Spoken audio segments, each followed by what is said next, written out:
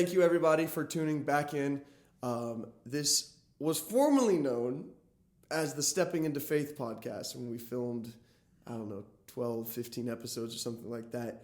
But there's been a name change. There has. We are now calling this podcast Banjos and Baptisms. Actually, baptisms and banjos. Yes, okay, the baptisms come for that makes sense. That's right. You get baptized first, then you hear the banjos afterwards. But this is Baptisms and Banjos. I'm your host, Jon Nyberg, here with our head of worship and just overall handy, useful, excellent warrior for the Lord, John Lavazzo. John, thank you for being here. Hey, thanks for having me. Yeah, no, I'm super excited. Yeah. But before we get into your life, the first thing I want to ask, because this is a genuine question. Yeah. Baptisms and Banjos. Was this your pitch? It actually was. Okay, I thought so. Yeah. It's weird because there's actually something deep behind it, which you'll now learn. But something that Pastor Jeff has been passionate about since I've met him, in 2019, is he'll use the term hitting on all cylinders. And when a church has an amazing preacher, and Pastor Jeff is an amazing preacher, and he's formally trained and many years in ministry, there's a high bar there for the preaching. You would expect it to be professional and amazing and biblical and truthful and all of those things, and even bold, as we'll probably get to later. But a lot of churches who may have strong teaching, I'll say, have really weak music because the teams are volunteers, limited commitment, limited ability, whatever. And so what happens is what's typical in a church is that team gets the people first.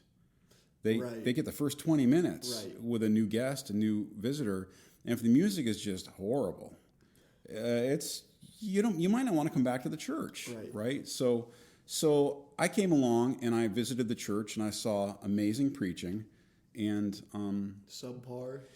Yeah, let's go with that. Yeah. I'm like, and I was new and I was looking for a place to serve, and my son actually, who was with me, said, "Hey, Dad, you can help them." Yeah. I said, "You're right." And so from a very short time after that on, we have been, as Pastor Jeff would say, hitting on all cylinders.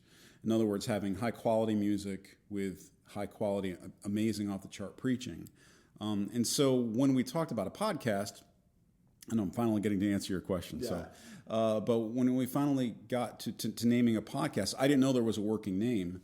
And I thought that what would capture our passion, what would capture the truth of the gospel with worship of the Savior. And I thought about the music and the preaching and the music, and ultimately the outcome is to see people saved. And when they do that, they proclaim their faith by getting baptizo, immersed, and baptized. And so I thought that it would be a fun and quirky, truthful combination of both, the gospel truth and the music that we value. And the banjos comes from the Banjo Sundays, of course, which we just had one, and it's amazing what people will do out in the congregation when there's a banjo being played. It's definitely. I really don't think I've ever been to a church service where a banjo was used. Me neither. But yeah. Okay. Yeah. Me neither. It was just a texture, that we added for some of the songs that are out there that have this banjo texture, and it's kind of cool. But the podcast name, long and short, is to emphasize the purpose, to share the gospel, to see baptisms as proclamations of faith, coupled with the music that we endear here. So that's where it came from. Love it. And it stuck. Wonderful. Yeah. Since we're kind of on this note, this is a little bit of a tangent, but I do want to ask you, because you mentioned that oftentimes I'll go to a church that has incredible preaching and really not incredible music. But I've also been to churches that have incredible music and then the preaching is horrible. Oh, yeah. And again, me being adjacent to the Christian music industry and rubbing shoulders with different people, you also just hear stories of some of the biggest church worship bands that kind of become their own entities. Yes. And you hear how terrible they are. Like the people in them are just the worst. Yes. Why is it the people that are at best, questionably even walking with the Lord, seem to make the best worship music. Yeah, well, so that gets me on a tangent. Yeah. And I've talked about this with the worship team, for lack of a better term, recently. It's I would say it has to do with this genre called Christian Contemporary Music, CCM.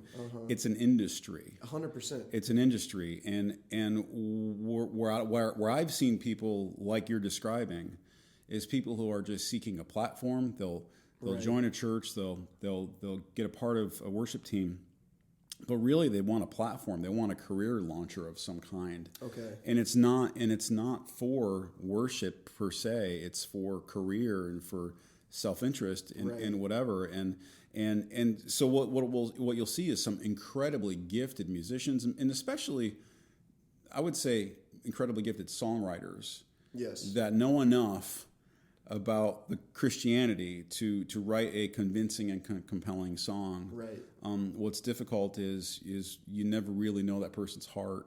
For sure.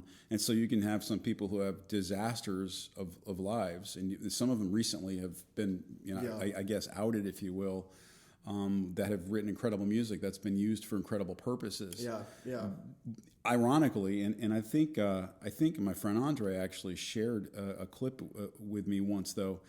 There are some stories, and I think they're founded stories, and I didn't know this, that even some of the classic hymn writers had terrible falls from faith. Interesting. Okay, and two or three of them were like I didn't grow up in hymns, but when I saw the hymns where this applied, I was like, well, that makes sense. I mean, sure. None of us are perfect. We don't know everyone's heart, and so God can use messy things for His glory.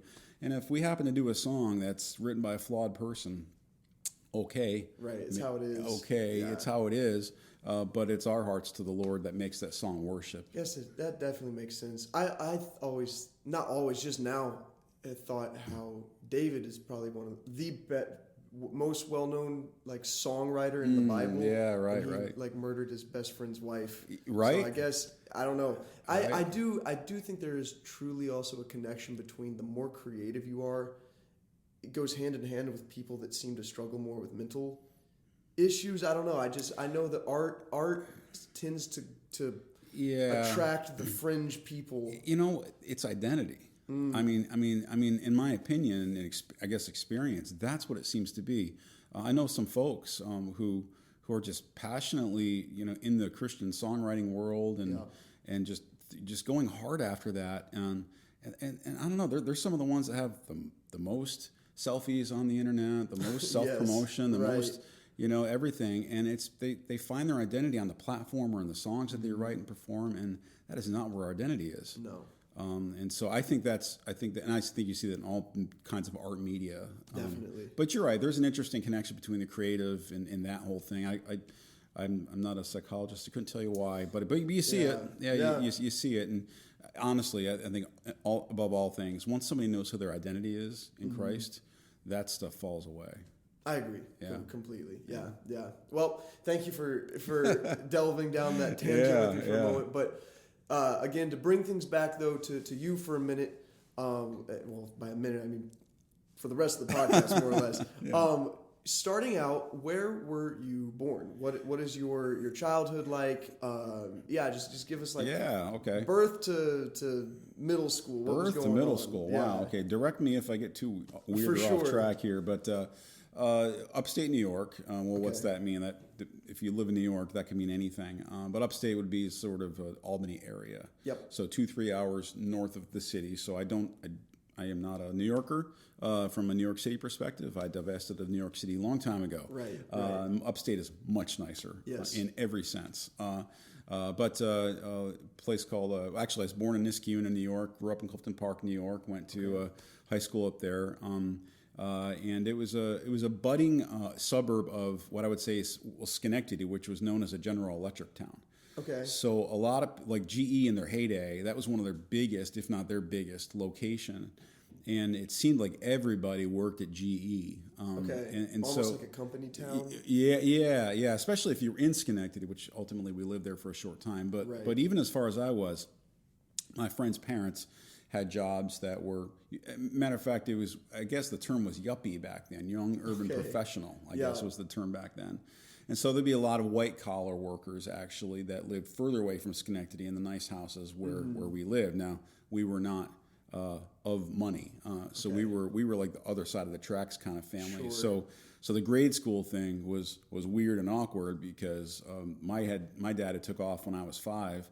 We lived, my brother and my younger brother and I lived with my mom and her grandparents in a very small house in Clifton Park, which otherwise had a reputation for being a very kind of a ritzy area. Sure. That's where I met my first Mercedes-Benz. Okay. And, and I'm like, what's this? And they were showing me how the doors close and how tight and nice they close. I'm like, what does that matter? Right. We're driving some old Ford Fairmont thing that could barely get down the road.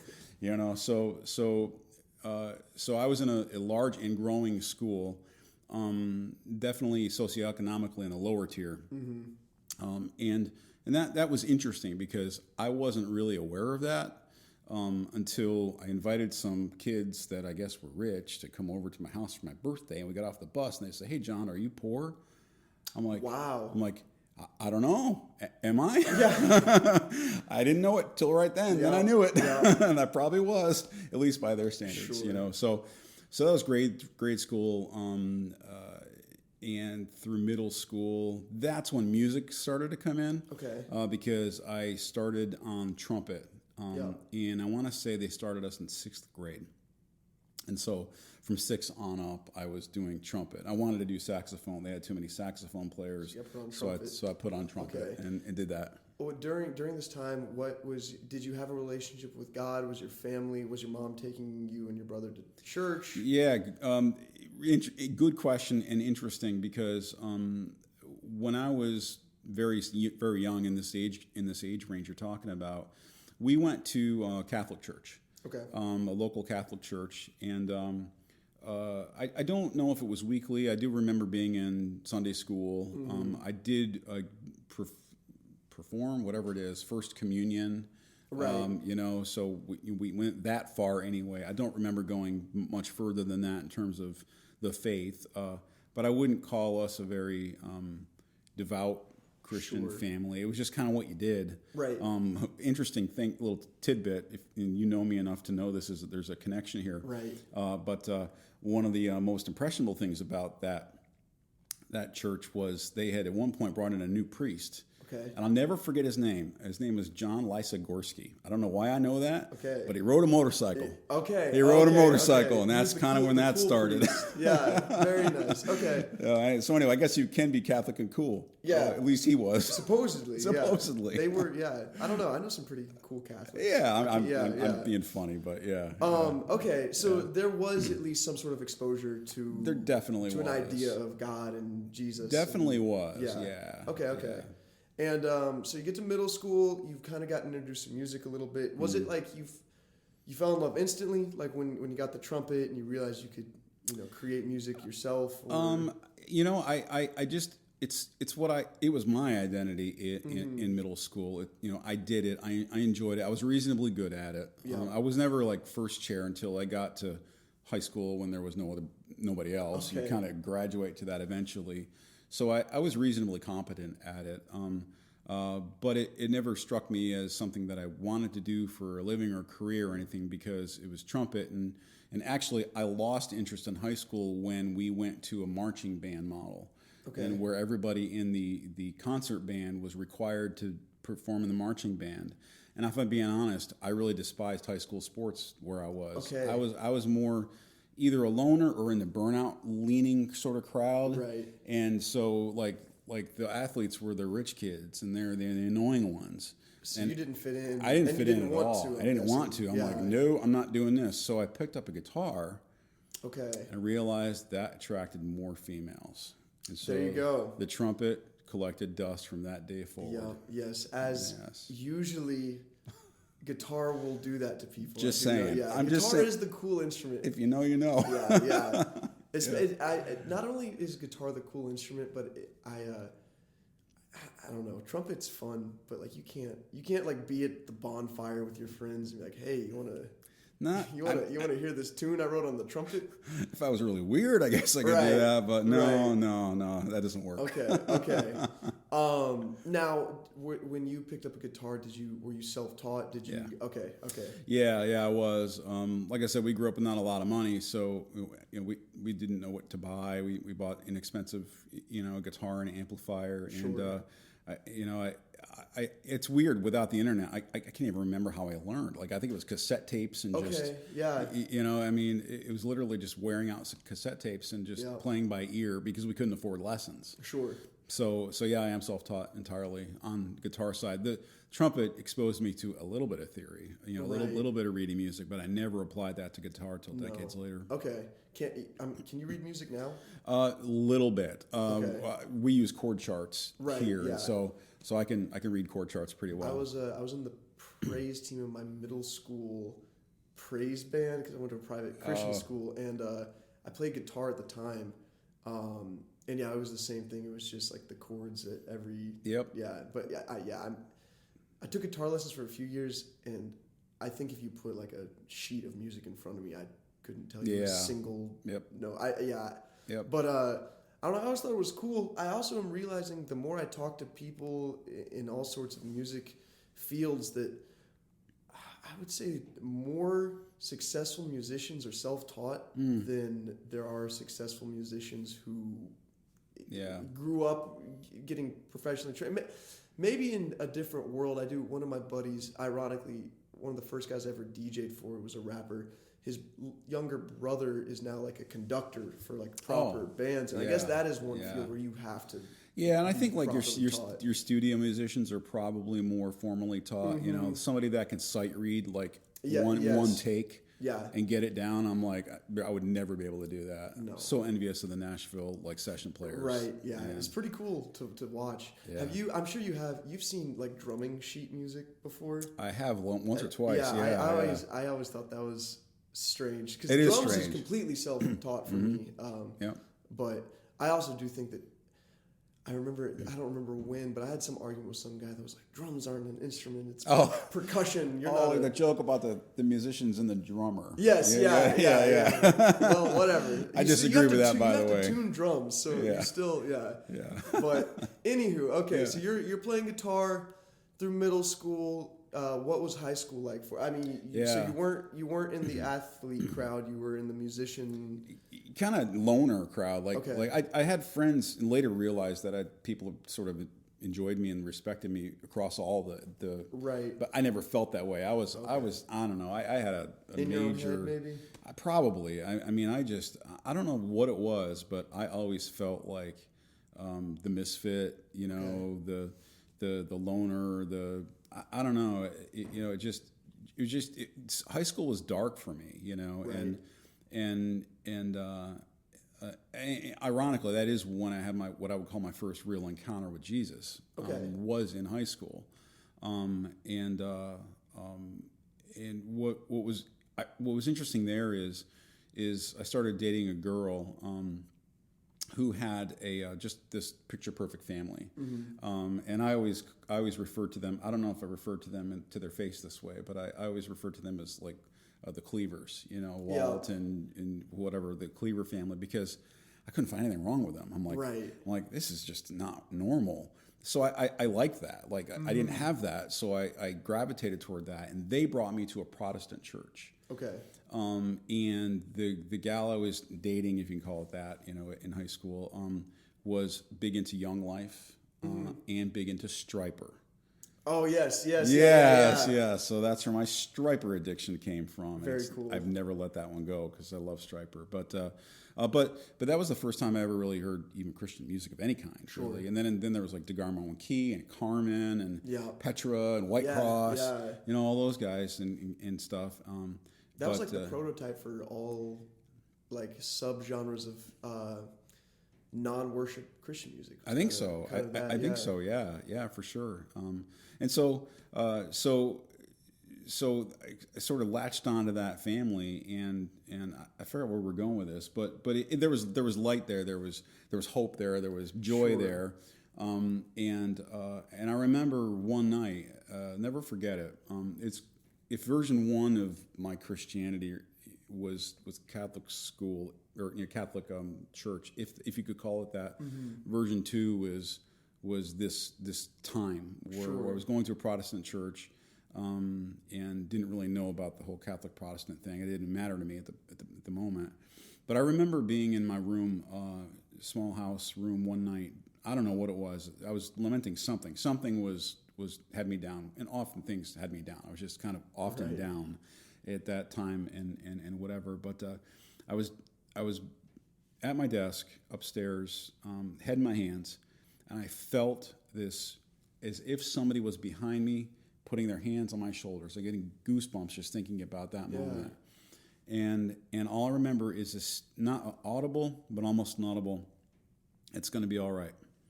I couldn't tell you what I was fretting over at all, but I remember that moment. And whatever it was, it's going to be all right. And so I would call myself a believer at that point, if not a follower. Okay. Yeah. And so I had an awareness and a belief that there is a God. Right. At that moment. Okay. Yeah. So we get through high school. Was college in the equation for you at that point? Not. What were you wanting to do as you went into adulthood? Yeah. Well, what I wanted to do is I wanted to play electric guitar. I wanted to be in a band, and it just so happened that I worked at a guitar store, big shock, when I was in high school, and a guy that I'd worked with was, I would say, discovered there and pulled from his job there to go on a world tour with a pop musician at that time. Okay. So he was out globetrotting, meeting people. I saw a picture of him and Michael Jackson. I was like, "That really, Michael?" Yep. Yeah. He comes back. The tour ends. He comes back, wants to start up his own band and tour the Northeast. Asks me to play guitar for him. So he's 10 years older than I was. So was the rest of the band. And so I went from high school for at least a couple of years, maybe a year and a half, doing that. Okay. And playing clubs in New England. Yeah. Secular clubs, playing mostly cover music. Okay. The band and the individual never really went anywhere beyond that. Right. In terms of leveraging contacts or whatever. I don't know the reasons why, but the business is difficult, so who knows what barriers. But that's what I wanted to do. Started doing it and realized I'm making peanuts. Right. Like absolutely peanuts. And so life brought me back to a different young lady that I had previously dated in high school. We got back together for a short time, got engaged, and I realized I need to do something. I need to do something responsible here. Right. And so I consulted with her dad, who was a retired Air Force.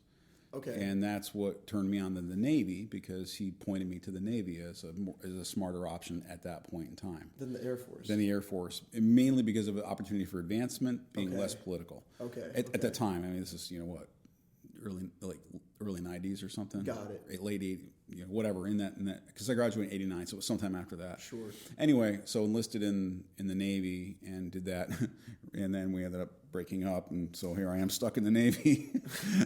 How did I get here? Yeah, how did I get here kind of thing. And it kept on going from there. And yet another lady that I had dated at one point, we got together and actually got married. I have a first wife, and that was my first wife. So you get out of the Navy and you're like, all the great things they teach you, what are you going to do with it? How do you apply that? I couldn't find anything. What did you do in the Navy? It was pretty cool, actually. I got trained on the Tomahawk cruise missile system. Oh, okay.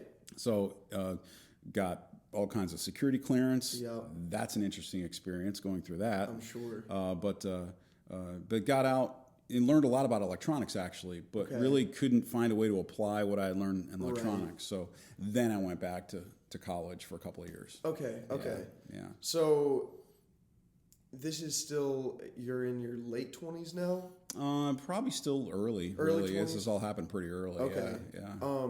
So you get out of the Navy, you're kind of struggling to find a job. At this point, what is your relationship with the Lord looking like? So we skipped you didn't, I did. Right. A big part that we skipped was, so to answer your question, the relationship with the Lord when I got out of the Navy was non-existent. Okay. Yet, sure, I proclaimed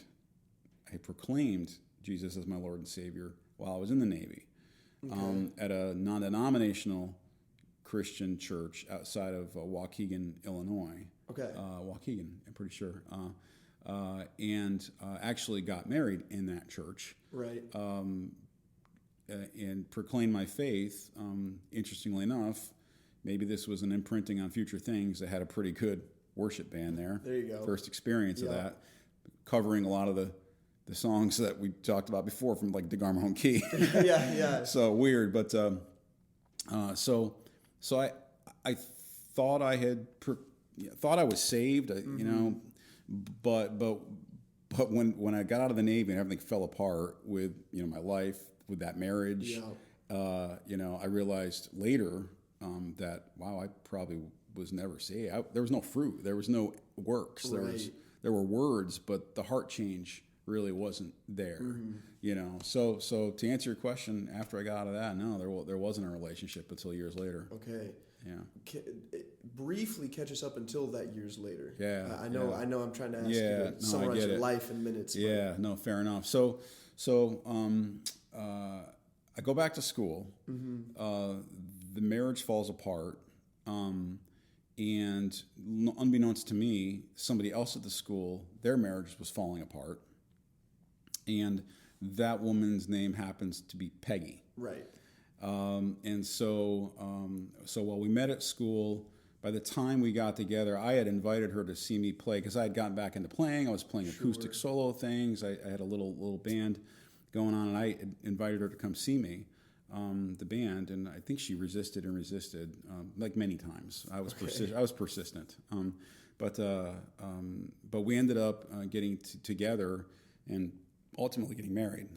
So the short version, you know, from that getting out of the Navy and things falling apart, the schooling introduced me to her and got me into my technology career, which I've been doing for almost 30 years now. And sort of then things started to fall into place with you know, the relationship. We bought a house in Schenectady together, one of those little homes in Schenectady that it was used like a Montgomery Ward's house. You could buy it in a catalog back then. So weird. Yeah, it's one of those places. And then we had a child, but I still wasn't re-engaged with church or the Lord at that point in time. Okay. So loved my wife, loved my kid, was having a very good career, but never really got back into church until I think it's 2012. We had moved, got in a big place, a lot of toys. I was making a good amount of money, and yet my son was having issues. My wife and I were distant, and above all, one of our dogs died this weird, tragic death. It's a whole other story unto itself. But it was that loss that God used to wake me up, and that was the moment in fall of 2012 that I said, "That's it. We're going to church." Okay. We went to church next Sunday and have every Sunday ever since then. And Amazing. that's kind of where version 3 or whatever version we're on of my relationship with the Lord started to happen. Yeah. I was so on fire for the Lord. There was so much fruit. I realized now I'm saved. Yeah. That I knew that I was, because that heart change had finally come. Yeah. You know, I think that a lot of Christians can relate to that, myself included even. But like, I do know a lot of people that they have this moment they look back on. They say, "This is the first moment I professed, I believe, you know, in Jesus, you know, the Son of God came to save my sins." Everything you're taught in church or you've heard your whole life. But then a lot of people say, "But that wasn't the moment that, you know, my heart changed. I started living for the Lord. That came later." Which, of course, on one hand, it's always cool when you find someone whose story is like, when I got saved, that was, you know, that was it, and I've never looked back. But it is, I think, encouraging for people to also hear that, like, you're not alone if you know, you're struggling, or maybe you and you know, your own heart, you're like, I don't feel that change. It's like, well, the Lord is still there. He's still working on your heart. But I think everyone who is saved would agree with me when I say that the sooner you do decide to give over your heart and surrender your own will, that fruit that comes is always better than anything you thought was a better idea than that. It's true. But yeah, very cool. Yeah. And so from 2012 onward, you're going to church every Sunday. Things are getting, I'm assuming, better with your relationship with your wife, amazing, with your son. Yeah, everything. Yeah. And then what brought you to Texas? Because it sounds like you were like an East Coast.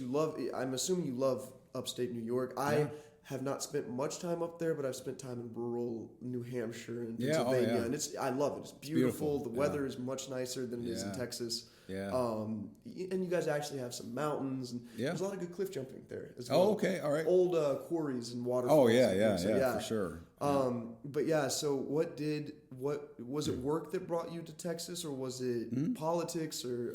No, actually the politics was more of a hindsight, 2020 thing. It was work, really. By the time I started itching about what am I going to do next, I had been with that particular company 15 years. Right. Had raised up to be, at least in the business unit we were in, number 2. In the organization, not the larger organization that owned us, but in that particular business unit, and at the same time, while the career was flourishing, that same time in 2012, that's when I started serving at church and getting into church ministry and volunteer ministry, and so ever since 2012, I've been volunteering in music ministries in various churches along the way. And so that kept going, and then by the time I'm going to say 2018 rolled around, because I moved down to Texas in 2019. Mm-hmm. So sometime in 2018, two things were starting to happen. Peggy and I, on a leap of faith, got involved in a church plant in the area. That's an interesting experience. And while we were giving all we could, time, money, everything to that church plant, I felt this detangling happening, if you will, this holy detangling of the role where, like, I'm getting bored here, in work. It's like everybody that is on my team can do my job now. Like, what am I going to do? Right. I didn't see myself taking over for the guy in charge, and nor did I want to, at that moment. And so I talked with the family because I guess more profoundly, the relationship between me and my boss was just really strained. It was just a difficult dynamic. We were very different people, and I was struggling with this individual's, everything. Yeah. Demeanor, motive, whatever. I don't know his heart, but it was just a really difficult time. And I remember praying a very scary prayer, and that is, "Your will be done." Yeah. And I remember very vividly saying that, praying and meaning it. It's if you want me here, I'm here. Here I am, Lord. Fine. The next day, an intercorporation sort of job posting comes out every week, and there's this opening for this role in Plano. Okay. And I'm like, boy, I could probably do that. Right. Much bigger division. It's where the headquarters is located. Right, like everything about it is a little daunting, but I'm thinking, hey, I might be able to do this. Yeah. I have a conversation with my family, say, what do you think about Texas? It's a long shot, but what do you think? Because I'm not going to apply if you guys aren't with me. Sure. And they were both like, yep. Peggy's like, I'm done with the snow. And my son's like, Texas, guns, woohoo. He was ready to go.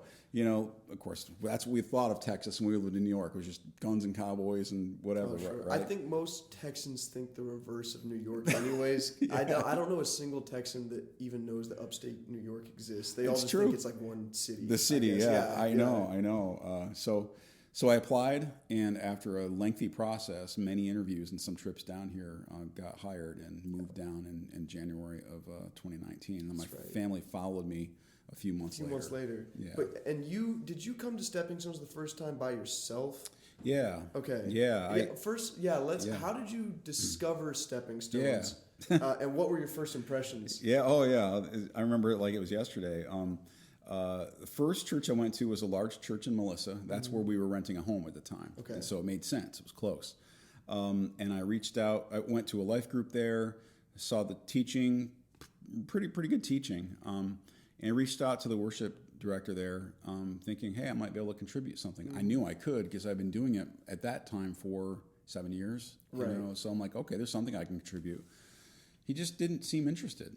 and the life groups just weren't connected. And the place was kind of large, and they had multiple services, and so it was like in and out, in and out, in and out. Right. I was like, it didn't feel right to me. So I went on Google. Yep. And I'm like, all right, I'm going to find a church. Okay. And I found a website that was, okay. But I looked at the location, and there was nothing there. It was just a field at the time, when Google was behind whatever was going on here at the time. And so I'm like, I'm going to try it. So I rolled up on my Harley, and walked into a cute little chapel. I don't even think it was half full at the time. Yeah. And a couple of things I remember. Number one, the worship team probably, and they would tell you this because some of them are still on the team now. Not all of them, some of them would probably tell you it was probably their worst morning they've had. Okay. I won't go into why, but it was horrible. They knew it. I knew it. And I remember Pastor Jeff comes up onto the platform, and he's such an encourager.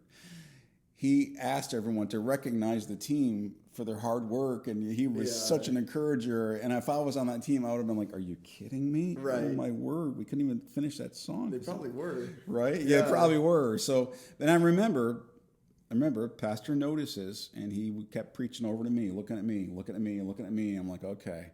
But the biggest impression was it was bold preaching that I didn't hear much of, honestly. Honestly, I heard some of it from the church plant, which is why we got involved in the church plant. But this was different. This was all Bible, all truth, in love, proclaiming the word. And I craved that meat. Right. And so I'm like, wow. And I'm pretty sure I came back the next week and the next week and the next week. And then started to figure out how can I get involved and all that kind of thing. Right. My son visited me. He saw the team, made that comment. Yeah. A wife came down, introduced her. So I started kind of quietly serving before the family got down here. Right.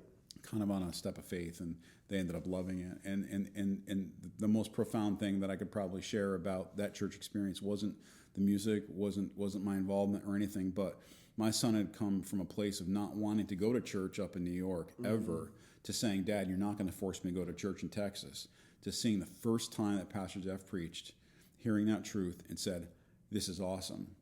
Wow. Yeah. And he got baptized here, and he ended up serving on the sound team till he went and joined the Marines. Yeah. Nick is awesome. He's awesome. Yeah. I remember at the time when Nick first joined the church, it was much smaller than it is now. Yeah. And but again, growing up as a pastor's kid, especially of a pastor who starts churches, a church planner, you never have kids your age, even close to your age, to spend time with. And Nick was one of the first people, even though we're 6 years apart or something like that. But we had similar interests and we liked hanging out. I remember picking him up when he worked at Cane's a couple times and bringing him home. And I definitely also remember, maybe not as vividly, but when the Lavazzos joined and how excited my dad, the pastor, was that, we've got a guy that can help us out in the worship arts team. And now when you look at how far it's come, it's a complete and utter change from what it was at the beginning. Yeah, it has been blessed. Yeah. As we start to wrap things up, I do want to bring up that you head and also just kind of encourage a lot of the different teams around the church. For people that are listening that may not be a member of the church, or maybe they're looking for a new church. I think for me, at least, one thing that sets us apart from a lot of other churches, aside from the bold preaching, is also the amount of engagement that we almost expect from the members. And I think it's a biblical expectation. It's not like we're just doing this to kill people's time or just give people something to do, but we need help at the church in a lot of different ways. And again, on one side, it's cool to see how many people do volunteer their time, but on the other hand, there's always more that needs to get done. Can you talk a little bit about just some of the ministries that we have, maybe some of the ones that are also more unique than what you would find? Because I think most churches have, if you go to a typical Protestant church in the South, there's going to be some things that, regardless of the denomination, you can kind of expect there to be at least like life groups, and there's always going to be some sort of like greeting team and things like that. But I feel like our church has some more specific and unique teams. But could you talk about that just as a whole for a few minutes? Yeah, I mean, I'll rattle some of them off, and you certainly direct me to the ones you want to hear more about. But and we didn't really cover this, but yeah, my role is broad because I've been on staff for the past year and a half. So I quit that corporate job. Yeah. Came on staff a year and a half ago. And rather than just doing worship arts, which I've been doing for volunteer for years before that, I'm responsible for what you would call operations and education, right, and worship arts. So it's a lot. It is a lot. And so the operations, there are ministries in both areas. Right. One of the greatest needs we're on. I'm going to get this wrong. 36 acres, I think, here, and it's unique. That in itself is unique. Like this is a little piece of heaven in the middle of concrete canyons, concrete jungle. And so there's a lot of grounds here that need to be taken care of. So we have a really robust lawn team that rotates. So there's all kinds of opportunity there in need for sure. Because it is a large campus to take care of. And we do that all with volunteer power. We don't pay people to do that. Right. Again, it's like the biblical model. The people serve the church, the people are the church, right? Yeah. We call it zero unemployment. Yes, yeah. So there's the lawn teams. We've got this amazing, larger, beautiful, paid with cash, thank you God, building that also needs a lot of care and feeding, if you will, cleaning. So we've got a cleaning and sweeping team. We've got life group ministries, children's ministries, so for the little kids, and student ministry and young adult ministries. So there's teaching. There's we go by this moniker of a reach, teach, minister in the life groups, and so we want life groups to grow into this organization that not only teaches the word and ministers to those in the life group, but actually reaches people. Right. Out. And so that's a unique, if you think of somebody who reaches, somebody who teaches, and someone who ministers, those are three very different types of giftings. Yes, absolutely. Right? And we've got a number of life groups, and there's always room for those roles and their associates, those who will back up those people and ultimately grow the ministry and birth, if you will, new life groups, as we've already seen happen. Absolutely. So there's the worship arts team. So there's people that play music. There's the tech team under worship arts that work in the tech booth. On the worship team, usually it's folks who have some ability. On the tech team, there's more of a training involved there. Sure. Yeah. So, but there are a number of opportunities here for sure. Absolutely. Yeah. It's cool. It's pretty fun. I don't remember who I was listening to. Do you know who Rick Rubin is? By name, yes. He's a really talented producer, and then he was talking to Pharrell Williams. They were. Oh.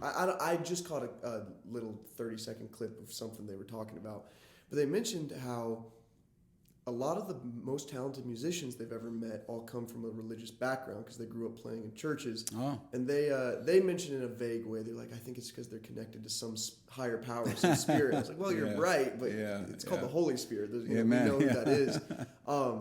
But on that note, I do think that people don't always realize that serving on the teams here is not just giving, a part of your time and self away with getting nothing in return.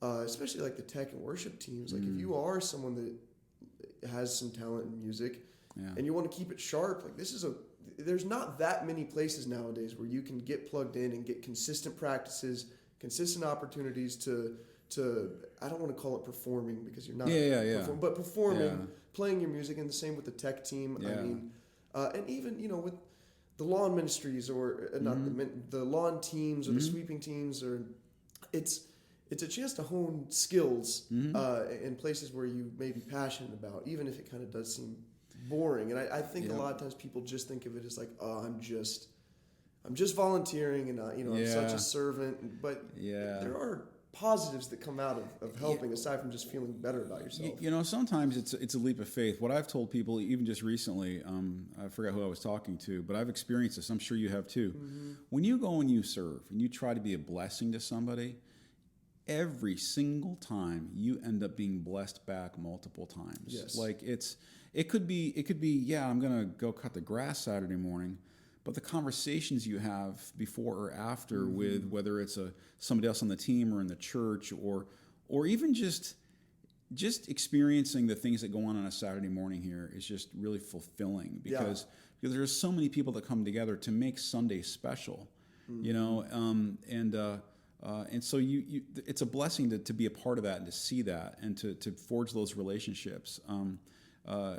Especially, you know, like you said in the worship context, the tech context, there's a lot that, and you've seen it, there's a lot that goes into that ministry, like a lot. We use more technology than people realize. We use more automation than people realize. And when we prepare our songs, we prepare them in a very intentional way. And there's a whole philosophy behind that I bring to the table. And so, a matter of fact, we've had some incredible musicians serve and are serving with us who are being stretched. Yeah. Because maybe they come from a different genre, and to do the genre we do here is a stretch, just like it was for me 12 years ago, however long when I got into it, you know.